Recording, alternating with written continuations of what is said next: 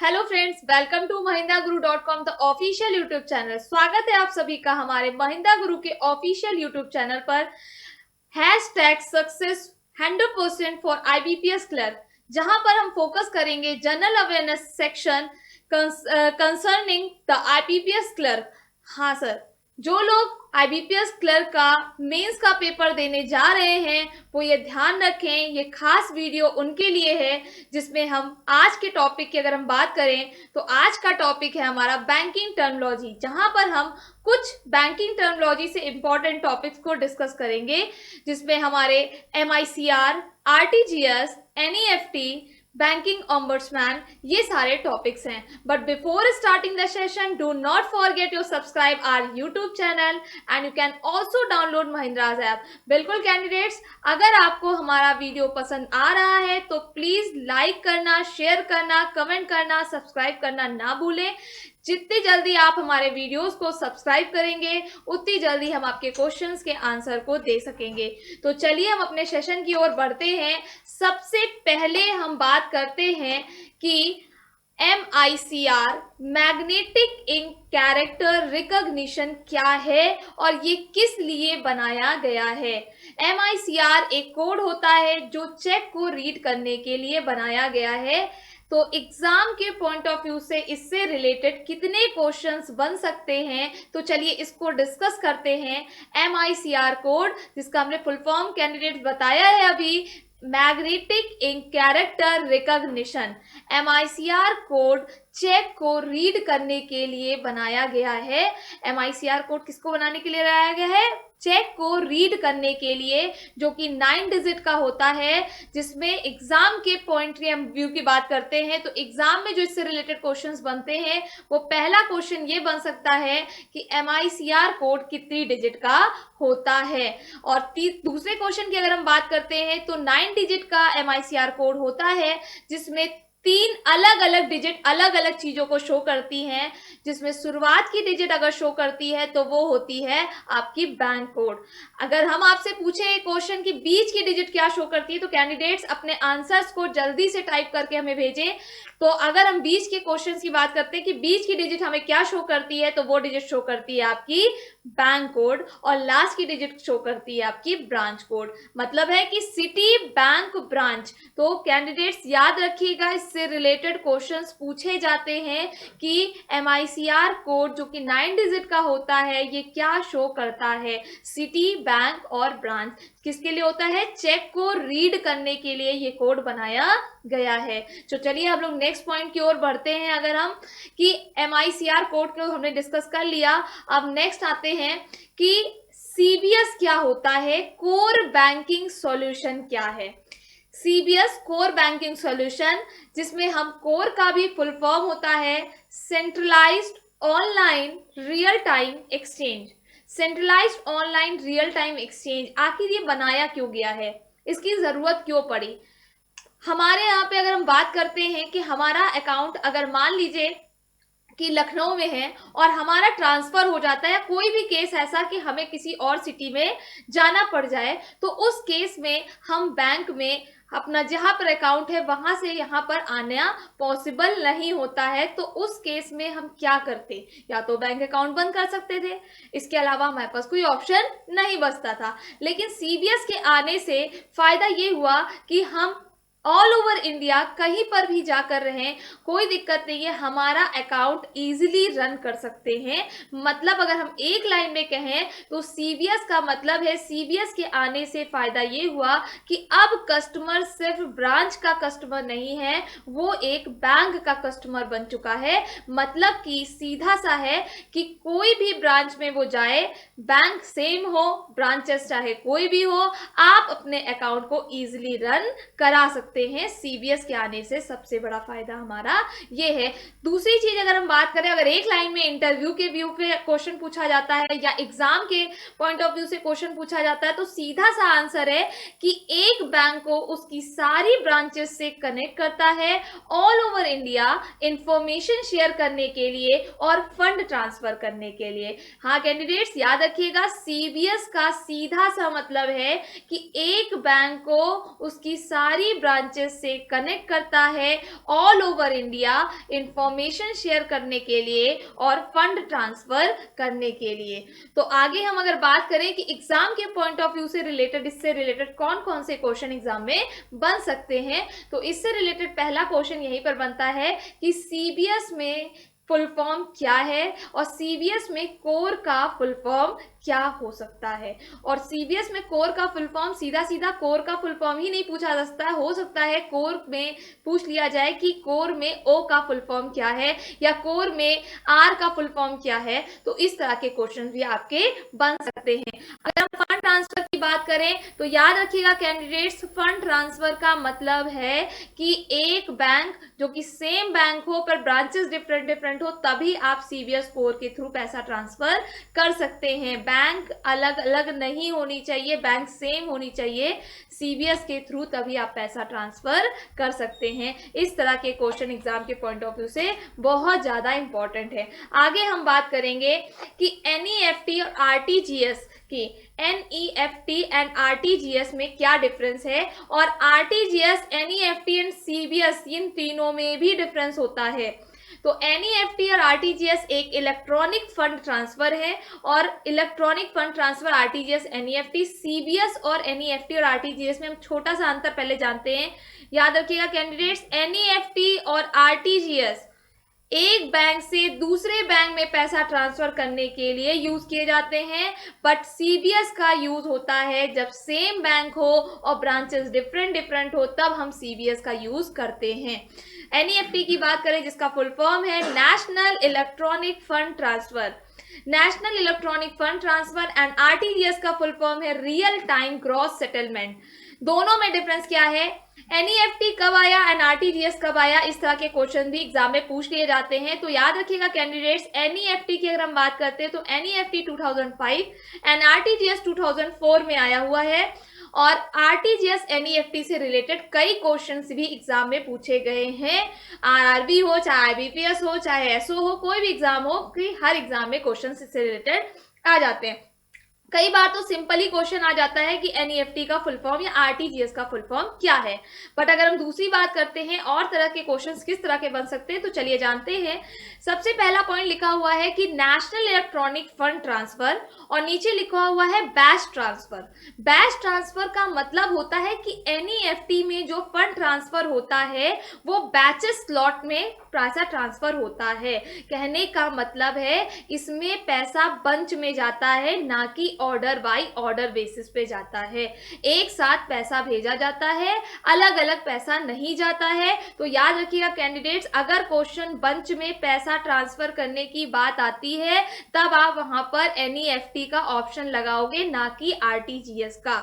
और एक क्वेश्चन यहाँ पे एक और पुटअप कर सकते हैं हम कि एनईएफटी में जो बंच में पैसा ट्रांसफर होता है, इन आ डे कितने बैचेस होते हैं। तो याद रखिएगा कैंडिडेट्स, एनईएफटी में बंच में जब पैसा ट्रांसफर किया जाता है तो एक दिन में 12 बैचेस होते हैं।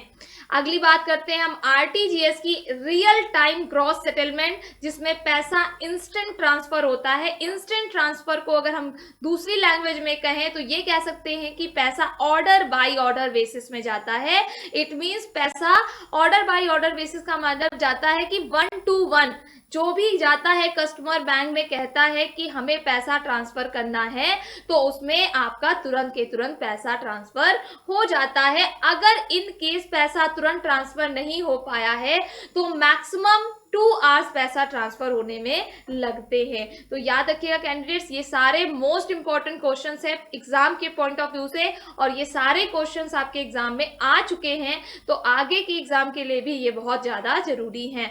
अगर हम बात करते हैं यहाँ पर टाइमिंग की, तो टाइमिंग अब बहुत सारी चेंज हो चुकी है, बहुत जगह पर पुरानी टाइमिंग भी लिखी हुई है पुरानी बुकों में, तो आप थोड़ा ध्यान दीजिएगा इस टाइमिंग पर कि अब हमारे यहाँ पे आपको पता ही होगा सबको कि बैंकों की छुट्टियां अब second and fourth Saturday full day होने लगी हैं, and first and third Saturday bank full day खुला रहता है।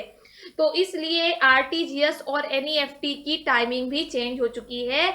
आरटीजीएस की टाइमिंग की अगर हम बात करते हैं तो मंडे टू फ्राइडे 8 से 8, और फर्स्ट एंड थर्ड सैटरडे भी 8 से 8 है, मतलब 8 AM to 8 PM, और फर्स्ट एंड थर्ड सैटरडे भी आपका 8 AM to 8 PM। और NEFT की अगर हम बात करते हैं तो NEFT में भी हम Monday to Friday 8 to 7 PM और फर्स्ट एंड थर्ड सैटरडे भी 8 to 7 PM हम पैसा ट्रांसफर कर सकते हैं। इट मीन्स अगर क्वेश्चन आपसे कोई भी इंटरव्यूअर पूछ ले या आपके एग्जाम में आ जाए कि क्या हम second and fourth Saturday NEFT और RTGS नहीं कर सकते हैं, तो याद रखिएगा कैंडिडेट्स, बिल्कुल आप RTGS और NEFT second and fourth Saturday नहीं कर सकते हो सकता है यहां से एक क्वेश्चन और पुटअप हो सकता है कि अगर हम NEFT RTGS नहीं कर सकते हैं तो आखिर हम क्या करेंगे। तो याद रखिएगा वहां पे आप आंसर लगाएंगे IMPS, instant money transfer payment system आपका होगा। तो याद रखिएगा आपको IMPS लगाना है। तो अगली बात करते हैं हम कि यहाँ पे नेक्स्ट पॉइंट लिखा हुआ है कि NEFT और RTGS दोनों की मिनिमम और मैक्सिमम लिमिट क्या है। तो अगली बात करेंगे अगर हम कि NEFT की मिनिमम और मैक्सिमम, याद रखिएगा कैंडिडेट्स, NEFT की मिनिमम और मैक्सिमम कोई लिमिट नहीं होती है। RTGS की तो मिनिमम लिमिट 2 लाख ही होती है, ये तो आप सबको पता होगा। अगर आपके पास 2 लाख रुपए से थोड़ा सा भी कम है तो आप RTGS नहीं कर सकते हो, तब आपको NEFT ही करना पड़ेगा, नेशनल इलेक्ट्रॉनिक फंड ट्रांसफर। तो कैंडिडेट्स याद रखिएगा NEFT की ना तो मिनिमम कोई लिमिट होती है ना ही मैक्सिमम कोई लिमिट होती है, बट RTGS की अगर हम बात करें तो RTGS की minimum 2 lakh limit and maximum आपकी कोई भी लिमिट नहीं होती है, आप कितना भी पैसा ट्रांसफर कर सकते हो। जब हम बड़े लेन देन की अगर हम बात करते हैं तो बेसिकली RTGS का ही यूज होता है, क्योंकि सबसे ज्यादा फास्ट ट्रांसफर पैसा अगर किसी में हो रहा है तो वो आपका RTGS ही है।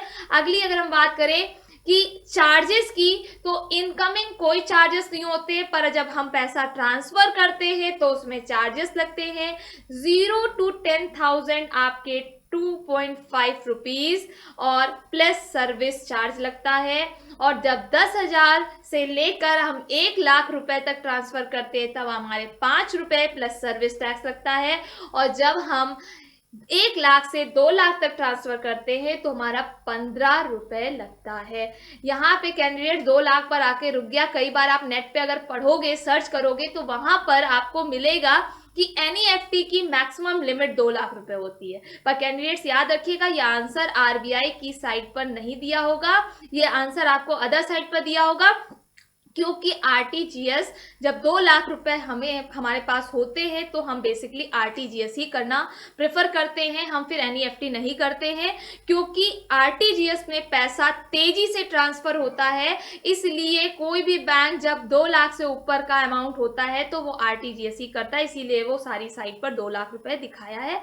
पर एग्जाम के आप पॉइंट ऑफ व्यू से अगर हम बात करें तो आपको 2 लाख रुपए नहीं लगाना है, NEFT की मैक्सिमम कोई लिमिट नहीं होती है। तो चलिए अगर हम बात करते हैं जब हम NEFT और RTGS करते हैं, तो जैसा कि अभी हमने बात करी थी कि NEFT और RTGS किस बेसिस पर होता है, तो एक बैंक से जब हम दूसरे बैंक में पैसा ट्रांसफर करते हैं तो हम RTGS और NEFT का यूज करते हैं। तो जब हम RTGS NEFT का यूज कर रहे हैं तो बैंक हमसे क्या कोई कोड मांगता है, तो याद रखिएगा कैंडिडेट्स, बैंक हमसे कोड मांगता है IFSC code, Indian financial system code, और इससे रिलेटेड भी एग्जाम के पॉइंट ऑफ व्यू से बहुत सारे क्वेश्चंस बन सकते हैं। IFSC कोड जो कि 11 डिजिट का होता है और ये अल्फा न्यूमेरिक होता है। कैसा होता है? अल्फा न्यूमेरिक होता है। शुरुआत की आपकी 4 डिजिट शो करती है बैंक कोड, और 20 की डिजिट शो करती है 0, और लास्ट की डिजिट शो करती है आपकी ब्रांच कोड। तो इससे रिलेटेड कैंडिडेट्स क्वेश्चन बनते हैं और आपको ये पढ़कर जाना भी है कि अल्फा न्यूमेरिक कोड जो होता है IFSC कोड वो कितनी डिजिट का होता है। याद रखिएगा कैंडिडेट्स, 11 डिजिट का कोड होता है। शुरुआत की डिजिट शो करती है बैंक कोड, बीच में आता है आपका 0, और लास्ट की डिजिट शो करती है आपकी ब्रांच कोड। तो याद रखिएगा कैंडिडेट्स, इससे रिलेटेड किस तरह के क्वेश्चन एग्जाम में आ सकते हैं RTGS और NEFT। तो आगे हम बात करते हैं, अगर हम आरटीजीएस एनईएफटी जैसे कि हमने बात किया, आईएफएससी कोड देखिए सामने आपकी स्क्रीन पर है। IFSC is an alpha numeric code for unique identification in branch provided by RBI. Her branch का अपना अपना आईएफएससी कोड होता है, जो कि कैसा है, 11 कैरेक्टर कोड होता है। First 4 alpha character represent bank name, 5 character is 0 और last 6 character representing branch code. तो याद रखिएगा कैंडिडेट्स, कितने तरीके के क्वेश्चन एग्जाम में बन सकते हैं। तो नेक्स्ट की बात करते हैं हम, ये हमारा बैंकिंग ओम्बड्समैन। बैंकिंग ओम्बड्समैन, जैसा कि आप लोगों ने सुना भी होगा बैंकिंग ओम्बड्समैन क्या होता है, तो अगर नहीं सुना है तो चलिए हम ही लोग डिस्कस करते हैं। बैंकिंग ओम्बड्समैन को हिंदी में कहते हैं बैंकिंग लोकपाल। लेकिन इससे पहले रुक कर थोड़ा सा हम बैक जाएंगे। आरटीजीएस एनईएफटी में एक पॉइंट डिस्कस करना थोड़ा सा भूल गए हैं। आरटीजीएस एनईएफटी की बात करें तो ये दोनों ही इंडिया के अंदर ही होता है। इंडिया के बाहर आप आरटीजीएस एनईएफटी नहीं कर सकते हो। अगर हमें एनईएफटी करना है तो सिर्फ इंडो नेपाल रेमिटेंस के अकॉर्डिंग हम नेपाल में एनईएफटी कर सकते हैं। मतलब है कि इंडिया के बाहर आरटीजीएस और एनईएफटी अलाउड नहीं है। बट अगर हम बात करें एनईएफटी की, तो एनईएफटी हमारे इंडो नेपाल रेमिटेंस के अकॉर्डिंग हम नेपाल में अप टू 50,000 तक पैसा ट्रांसफर कर सकते हैं। और ये आप याद रखिएगा कि कैंडिडेट्स, ये जरूरी नहीं है कि नेपाल में रिसीवर का अकाउंट हो, ऐसा जरूरी नहीं है। अगर हम बात करें कि एनईएफटी करना है तो हम नेपाल में 50,000 तक एनईएफटी कर सकते हैं। यहाँ से एक साल में 12 बैच बनते हैं। जैसे कि हम लोग ने इंडिया की बात करी तो एक दिन में 12 बैच होते हैं, पर इंडो नेपाल रेमिटेंस के अकॉर्डिंग जब हम नेपाल में एनईएफटी करते हैं अप टू 50,000, तो हम नेपाल की अगर हम बात करें तो हमें वहां पे ट्रांसफर करने के लिए एक साल में हमारे 12 बैच होते हैं। तो याद रखिएगा कैंडिडेट्स, अगर हम बात करें कि भारत नेपाल में धन प्रेषण की सुविधा किसके द्वारा संचालित की जाती है, तो आंसर आपका होगा नेपाल एसबीआई लिमिटेड। क्या आंसर होगा? Nepal SBI limited.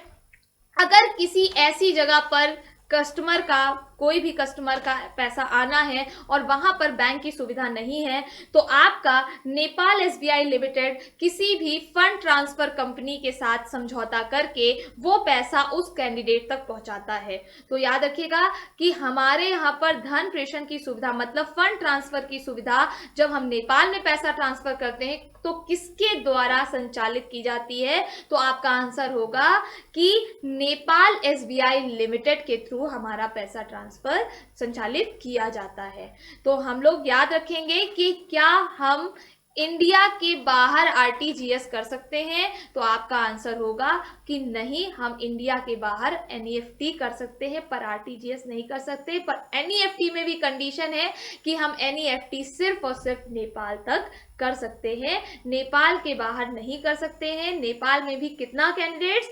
Up to 50,000। Clear? और एक साल में कितने बैच होते हैं? 12 बैचेस होते हैं। तो आगे हम लोग बढ़ते हैं बैंकिंग ओम्बड्समैन की तरफ। बैंकिंग ओम्बड्समैन, जिसको हम लोग हिंदी में कहते हैं बैंकिंग लोकपाल। क्या है ये बैंकिंग लोकपाल? क्यों बनाया गया? बहुत सारे लोगों ने सुना भी होगा। तो चलिए डिस्कस करते हैं banking ombudsman. This scheme was introduced under the bar regulation act 1949 section 35A। मतलब कहने का है कि दिस स्कीम, मतलब ये स्कीम आई है under the section of RBI act 1940, banking regulation act 1949 section 35A।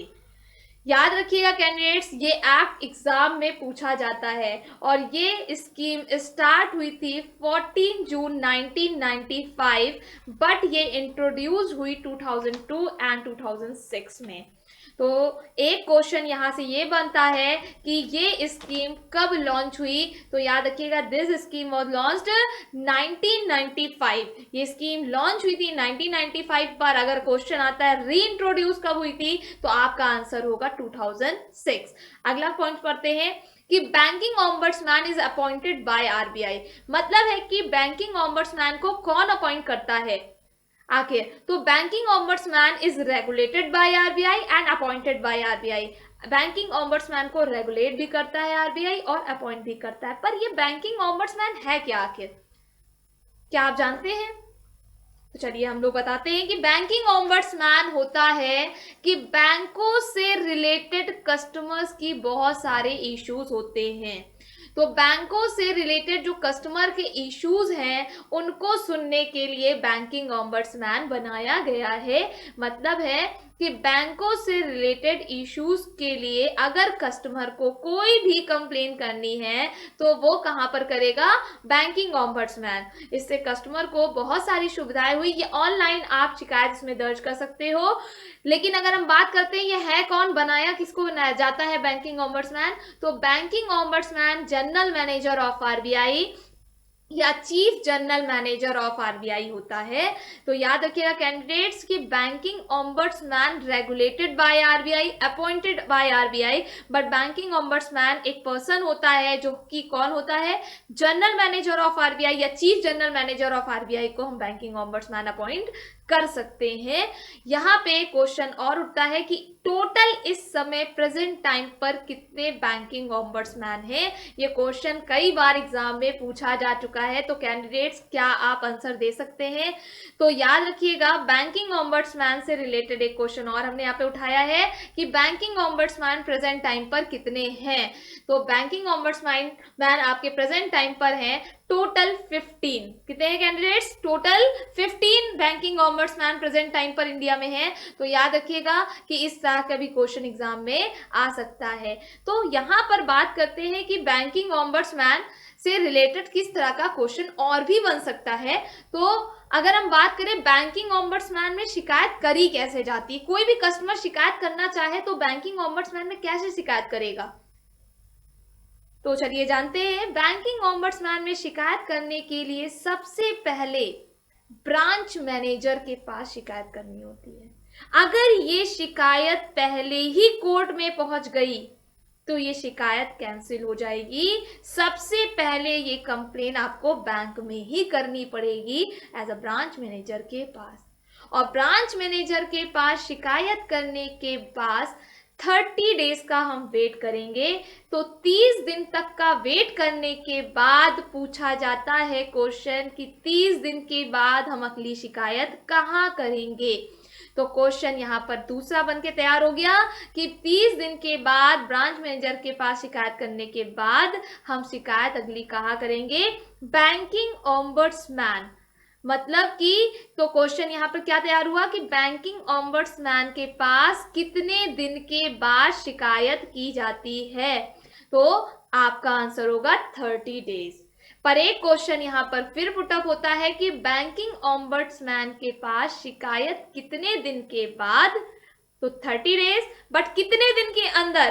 तब आपका आंसर होगा 1 ईयर। मतलब है कि ब्रांच मैनेजर के पास शिकायत आपने करी, 30 डेज का वेट किया, 30 डेज के बाद आपने शिकायत बैंकिंग ऑम्बड्समैन के पास करी, कितने दिन के अंदर? 1 साल के अंदर। और अगर आपने 1 साल के अंदर शिकायत नहीं करी तो वो कंप्लेन आपकी सुनी नहीं जाएगी। तो 30 डेज के बाद और 1 ईयर के अंडर में आपको अपनी कंप्लेन बैंकिंग ऑम्बड्समैन में करनी होती है। बट यहाँ पे दूसरा क्वेश्चन फिर हम आप पर बाउंस करेंगे कि बैंकिंग ऑम्बड्समैन से सेटिस्फाई ना होने पर हम अपनी अगली शिकायत कहाँ करेंगे? तो याद रखिएगा कैंडिडेट्स, आपको यही ध्यान रखना है कि एक तरह के क्वेश्चंस नहीं आते एग्जाम में। एक टॉपिक से बहुत सारे क्वेश्चंस एग्जाम में बन सकते हैं और आपको हर तरह के क्वेश्चंस प्रिपेयर करके जाने होंगे। अब एग्जाम बहुत आसान नहीं रह गया है, जैसा कि आप लोग देख भी रहे होंगे। तो बात करते हैं हम लोग कि बैंकिंग ऑम्बड्समैन से सेटिस्फाई ना होने पर हम अपनी अगली शिकायत कहाँ दर्ज करेंगे? तो याद रखिएगा इसका आंसर क्या होगा? Deputy governor of RBI. क्या होगा answer? Deputy governor of RBI के पास हम अपनी अगली शिकायत करेंगे। तो सबसे पहला पॉइंट फिर से हम लोग डिस्कस करेंगे कि सबसे पहली कंप्लेन कहाँ की जाती है। तो याद रखिएगा कैंडिडेट, सबसे पहली शिकायत हम करते हैं ब्रांच मैनेजर के पास, और ब्रांच मैनेजर से अगर हम सेटिस्फाइड नहीं होते हैं तो हम अगली शिकायत करते हैं बैंकिंग ऑम्बड्समैन। तो ब्रांच मैनेजर के पास शिकायत करने के बाद कितने दिन का वेट करते हैं? 30 डेज। कितना दिन का? 30 डेज का वेट करते हैं। आफ्टर 30 डेज हम अपनी अगली शिकायत कंप्लेन करते हैं बैंकिंग ऑम्बड्समैन के पास, और बैंकिंग ऑम्बड्समैन में शिकायत करने के कितने दिन के बाद और कितने दिन के अंदर की जाती है? 30 डेज के बाद, और 1 ईयर के अंदर आप अपनी कंप्लेन बैंकिंग ऑम्बड्समैन में कर सकते हो। और तीसरा क्वेश्चन हमारा क्या था? बैंकिंग ऑम्बड्समैन से सेटिस्फाई ना होने पर हम अपनी अगली कंप्लेन कहां करेंगे? तो कैंडिडेट्स इसका आंसर क्या होगा? बैंकिंग ऑम्बड्समैन से सेटिस्फाई ना होने पर हम अपनी अगली कंप्लेन करेंगे डिप्टी गवर्नर ऑफ आरबीआई के पास। नेक्स्ट पॉइंट डिस्कस करते हैं कि अगर हम बैंकिंग डिप्टी गवर्नर से भी सेटिस्फाई नहीं है तो नेक्स्ट पॉइंट बनता है कि डिप्टी गवर्नर से सेटिस्फाई ना होने पर हम अपनी अगली कंप्लेन कहां करेंगे। तो यहां पर कैंडिडेट्स एक क्वेश्चन फिर बन गया कि banking deputy governor of RBI से कंप्लेन करने पर भी अगर हम सेटिस्फाइड नहीं है तो हम अपनी अगली शिकायत कहां कर सकते हैं। तो याद रखिएगा आंसर इसका होगा लॉ कोर्ट। कहां पर होगा?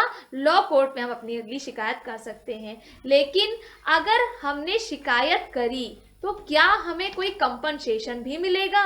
तो याद रखिएगा कैंडिडेट्स, बिल्कुल आपको कंपनसेशन मिलेगा। अगर आप की शिकायत जेन्युइन होती है तो उस केस में आपको कंपनसेशन प्रोवाइड होता है, और जो कंपनसेशन मिलता है वो मिलता है 0 to 10 लाख। कितना कंपनसेशन मिलता है?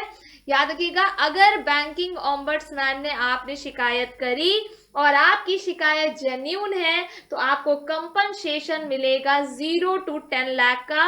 और दूसरा केस, एक केस और हो सकता है कि मेंटली टॉर्चर का केस भी हो। तो याद रखिएगा कैंडिडेट्स कि मेंटली टॉर्चर के केस में भी आपकी शिकायत प्रॉपर इसी तरह होगी और उस केस में भी आपको कंपनसेशन मिलेगा, पर कंपनसेशन थोड़ा चेंज है। अगर मेंटली टॉर्चर का केस है तो आपका कंपनसेशन होगा 0 to 1 लाख। कितना कंपनसेशन होगा? 0 to 1 लाख कंपनसेशन आपको मिलेगा। तो कैंडिडेट्स याद रखिएगा, बैंकिंग ऑम्बड्समैन से रिलेटेड आई थिंक कम से कम 10 क्वेश्चंस तो आपके अप्रॉक्स बनी गए हैं। तो आपको जब पढ़ना है तो याद रखिएगा बैंकिंग बहुत डिफिकल्ट नहीं है, बट जब भी आप पढ़ें बैंकिंग तो उसमें याद रखिए कि पॉइंट्स से रिलेटेड कितने क्वेश्चंस हमारे तैयार होते हैं। जब आप बैंकिंग को पॉइंट्स में पढ़ना स्टार्ट कर देंगे तो बैंकिंग बहुत इजी सब्जेक्ट है, क्योंकि जनरल अवेयरनेस एक ऐसा सब्जेक्ट है जहां पर हम बहुत सारे अपना एक अच्छा रेशियो एग्जाम के पॉइंट ऑफ व्यू से बना सकते हैं, एक अच्छे नंबर ला सकते हैं, स्कोर कर सकते हैं और हम सिलेक्शन के पास बहुत ज्यादा पहुंच सकते हैं। इनसे रिलेटेड कुछ क्वेश्चंस हम लोग डिस्कस करेंगे बैंकिंग ऑम्बड्समैन से रिलेटेड। और आरटीजीएस हमने पढ़ा, एमआईसीआर पढ़ा, हमने बहुत सारे टॉपिक्स पढ़े। तो चलिए डिस्कस करते हैं और आगे भी हम लोग डिस्कस करते रहेंगे नेक्स्ट क्लास में कि हम लोग को और किस किस तरीके से एग्जाम के पॉइंट ऑफ व्यू से रिलेटेड क्वेश्चंस एग्जाम में टॉपिक्स आ सकते हैं। तो चलिए क्वेश्चन की ओर बढ़ते हैं, क्वेश्चन सेशन की ओर बढ़ते हैं। पहला क्वेश्चन है हमारा, विच of the following contains 11 digit alpha numeric code. मतलब कि सीधा सा क्वेश्चन है कि जो हमारा 11 डिजिट का अल्फा न्यूमेरिक कोड होता है उसको हम क्या कहते हैं। तो कैंडिडेट्स जल्दी से अपने आंसर टाइप करके भेजें। हमारे यहाँ पे ये तो ऑफलाइन वीडियो है, पर आप अपने कमेंट्स डाल सकते हैं। इसका आंसर चलिए हम लोग देखते हैं क्या होगा। विच of the following contains 11 digit alpha numeric code, और इसका आंसर है हमारा IFSC code, Indian financial system code. जैसा कि अभी हम लोगों ने डिस्कस किया था आरटीजीएस एनईएफटी करते समय, बैंक हमसे IFSC कोड मांगता है जो कि 11 डिजिट का होता है। तो चलिए नेक्स्ट क्वेश्चन सेशन की ओर बढ़ते हैं। हमारा नेक्स्ट क्वेश्चन है, what is the minimum and maximum limit prescribed for RTGS transaction. मतलब हमारी मिनिमम और मैक्सिमम क्या लिमिट है आरटीजीएस करने की। तो पहला ऑप्शन है हमारा the minimum prescribed limit is 1 lakh and maximum 10 lakh. दूसरा ऑप्शन है the minimum prescribed limit is 25,000 and maximum 1 lakh. The minimum, third option हमारा the minimum prescribed limit in 2 lakh and there is no maximum limit. और fourth option है हमारा the minimum limit is 25,000 and there is no maximum limit prescribed. And last option is the minimum is 10 lakh and maximum limited 100 lakhs। Candidates अभी discuss किया था और please जल्दी से अपने आंसर टाइप करें। हमारे हिसाब से आप लोगों को आंसर साफ साफ दिख रहा होगा कि थर्ड ऑप्शन बिल्कुल राइट आंसर है। The minimum prescribed limit is 2 lakh and there is no maximum limit, बिल्कुल राइट आंसर। चलिए नेक्स्ट क्वेश्चन की ओर बढ़ते हैं हम। In which of the following fund transfer mechanism can fund is moved from one bank to another and where the transaction is settled instantly without being bunched with any other transaction। कहने का मतलब है कि which of the following fund transfer mechanism can fund be moved from one bank to another bank where the transaction is settled instantly without being bunched। मतलब bunch के बिना हम किस में ट्रांसफर कर सकते हैं। ये क्वेश्चन भी अभी हम लोग ने डिस्कस किया था जब हम लोग आरटीजीएस एनईएफटी पढ़ रहे थे। तो प्लीज वीडियो देखना ना भूलिएगा और इस क्वेश्चन के आंसर को अपने आप करना ना भूलिएगा। जब आप पूरा वीडियो देखेंगे तो आपको खुद आंसर पता चल जाएगा। इसका आंसर होगा आरटीजीएस, क्योंकि आरटीजीएस में जो पैसा ट्रांसफर होता है वो फंड कैसे ट्रांसफर होता है, ऑर्डर बाय ऑर्डर बेसिस पे। जबकि अगर हम यहाँ पर बात करते विदाउट अगर हटा देते तो बंच में पैसा ट्रांसफर होता है NEFT, national electronic fund transfer. तो चलिए आगे कैंडिडेट्स नेक्स्ट क्वेश्चन की ओर बढ़ते हैं हम। Maximum money that can remitted to Nepal from any of the NEFT enabled branches in India। Maximum money कितनी ट्रांसफर हो सकती है एनईएफटी में? तो याद रखिएगा कैंडिडेट्स, ये क्वेश्चन भी अभी हम लोग ने डिस्कस किया था पॉइंट। एनईएफटी करेंगे हम अगर नेपाल में तो हम मैक्सिमम 50,000 तक पैसा ट्रांसफर कर सकते हैं। बिल्कुल राइट आंसर है कि ₹50,000 तक हम एनईएफटी कर सकते हैं। तो चलिए नेक्स्ट क्वेश्चन की ओर बढ़ते हैं। What is the full form of IMPS? IMPS का पूर्ण रूप क्या है? आरटीजीएस एनईएफटी संडे को नहीं होता है, सेकेंड एंड फोर्थ सैटरडे नहीं होता है। तो अगर हमें आरटीजीएस एनईएफटी नहीं कर पा रहे हैं तो हम किसके थ्रू पैसा ट्रांसफर कर सकते हैं? तो आंसर होगा आईएमपीएस। और आईएमपीएस का फुल फॉर्म क्या है आपका? Immediate payment service. क्या है आंसर? Immediate payment service. तो याद रखिएगा कैंडिडेट्स, इसका फुल फॉर्म भी आपको एग्जाम के कई बार मिलेगा। तो अगला क्वेश्चन हम लोग देखते हैं क्या है।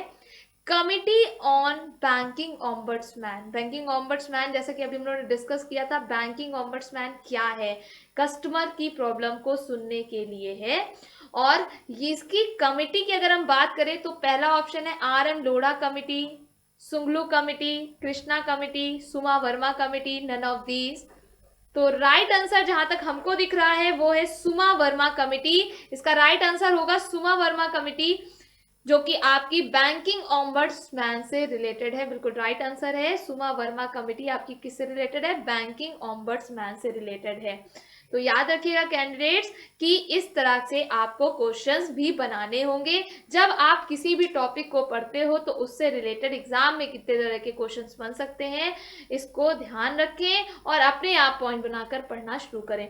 और अगर आपको हमारा वीडियो पसंद आया है तो प्लीज लाइक करना, कमेंट करना, शेयर करना ना भूलें, ताकि हमारे साथ बाकी के कैंडिडेट्स भी जुड़ सकें और अपने क्वेश्चन के आंसर दे सकें और हमसे अपने क्वेश्चंस भी पूछ सकें। अगर जितने लोग ने सब्सक्राइब नहीं किया है तो प्लीज सब्सक्राइब करें हमारे वीडियो को, क्योंकि your success is our success. Thank you.